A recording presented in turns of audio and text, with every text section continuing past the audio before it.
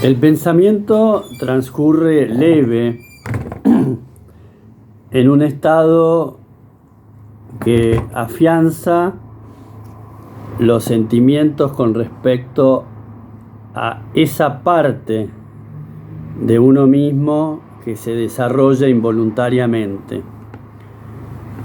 Busca reflejar el silencio inoportuno, busca reflejar aquella sinapsis del intelecto que se atraviesa a sí mismo en la prolongación permanente de el modo correcto de ser frente al comportamiento general. De ahí surge una posibilidad apenas visible que es elaborada desde el historial acumulado, que es puesta en vigor con la muestra de quién es el que repercute dentro de sí mismo, quién es el que silencia las aptitudes más efímeras para resplandecer como un objeto de deseo de aquel desafío que en definitiva se lleva adelante como un impuesto, como un sosiego del ser que repercute en esta añoranza permanente e intenta generar el sacrificio necesario para llevar adelante la obra.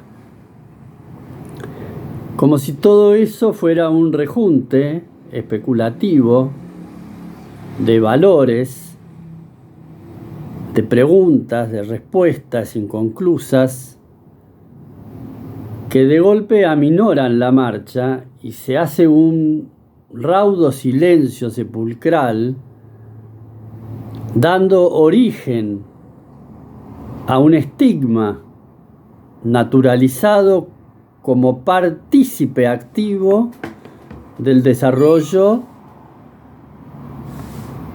que es inverosímil, pero que a la vez es real porque se traslada a la elaboración de un desenlace pictórico, artístico. Hay un soporte que atrae desde la vulnerabilidad de lo inexistente. Hay un trayecto recorrido en silencio que se persigna frente a eso que se revela a permanecer oculto porque considera que el afianzamiento en la materia es el modo de reelaborarse permanentemente en la conservación del ser.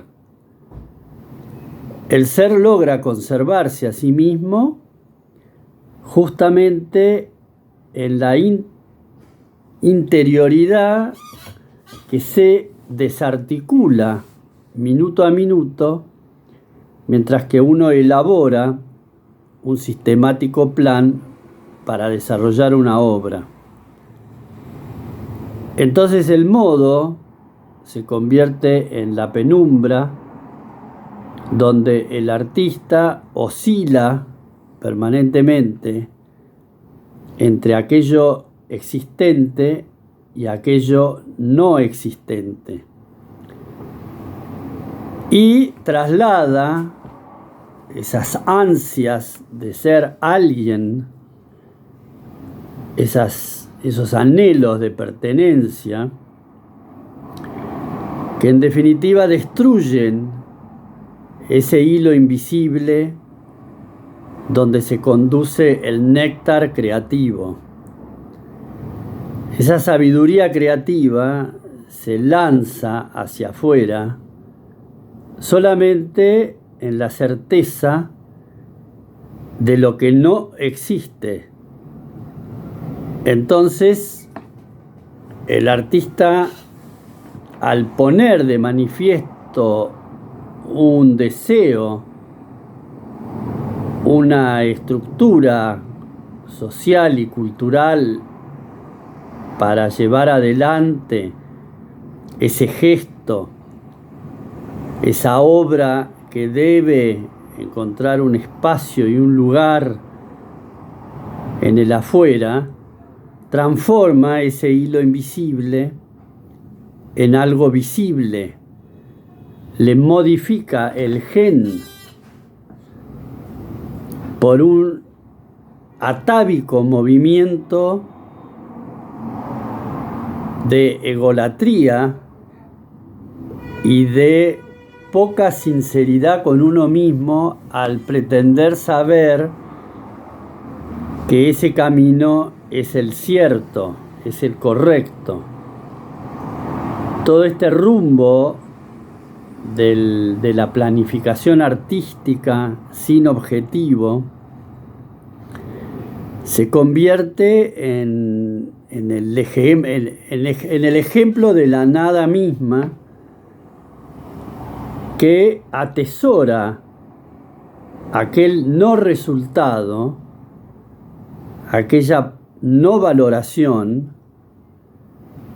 para conservar justamente lo invisible del sistema. Pero el soporte, ¿qué hace? Que pretende convertirse en algo que existe. El soporte pretende ser, pretende llevarse algún galardón,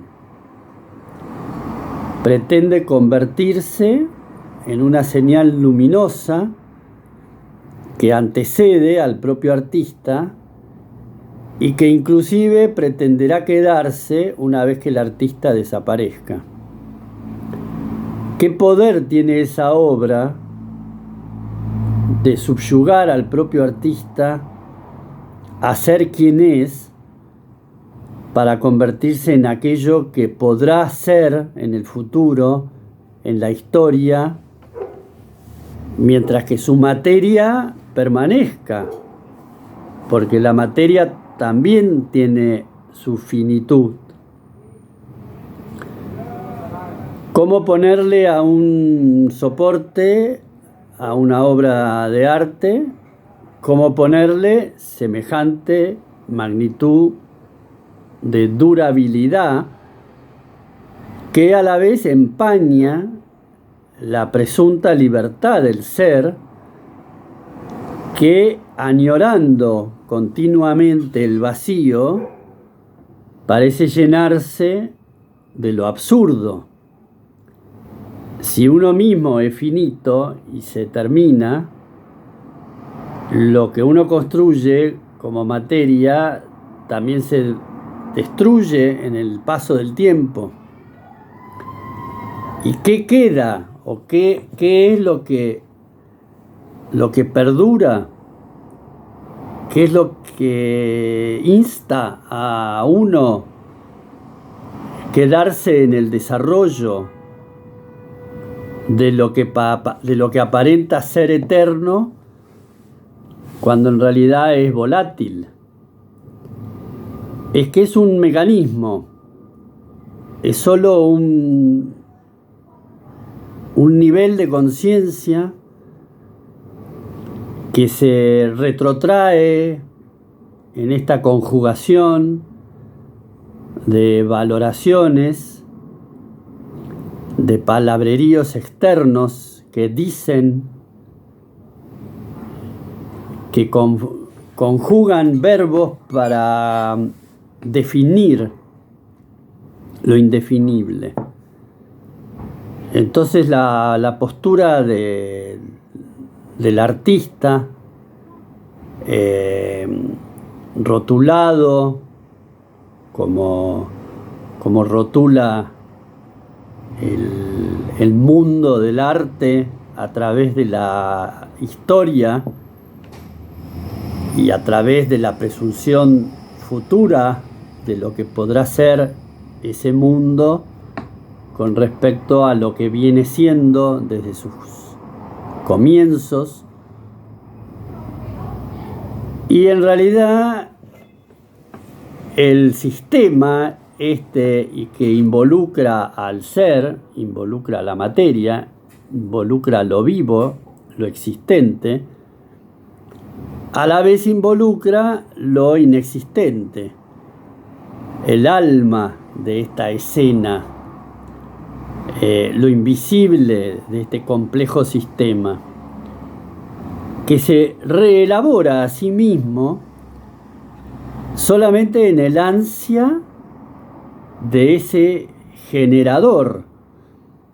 Es una manera de desarrollar una esencia que posibilita el acto creativo en sí mismo. Es un combustible que fortalece al propio ser, que lo impregna de ese espíritu sagrado y a la vez atrae las voluntades que acosan desde el exterior, queriendo y pretendiendo una definición lo más exacta posible para tranquilizar esas mentes y esos espíritus externos a quien uno es. El comportamiento del artista científico sería generar una incertidumbre, un placebo, una manera de mentira, una especie de señuelo, una especie de fantasma que revolotea con conceptos de la realidad, abarcando toda aquella sinuosidad de la personalidad, porque es uno mismo quien se conduce deliberadamente como quien es, intentando desafiar a las propias normas que ya establecen quién uno debería de ser. Y ese plasmar permanentemente el significado de una obra como si fuera la resultante adivinatoria de un destino, se multiplica en pequeñas partículas que se adhieren a uno mismo, dándole el sagrado sabor de la pertenencia. Así es como el artista, uno mismo, desarrollado en ese intento de transmigrar como un alma, como una conciencia, como una espiral que asciende y que a la vez desciende nuevamente a esos refugios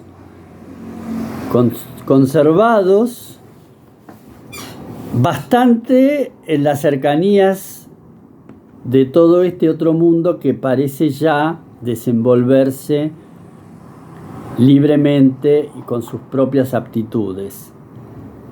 Es el desenlace, es el encadenamiento de quien uno es ligado a esa temporalidad que produce el espectáculo de una obra que demuestra las aptitudes y las gallardías de un investigador que en realidad reproduce la potencialidad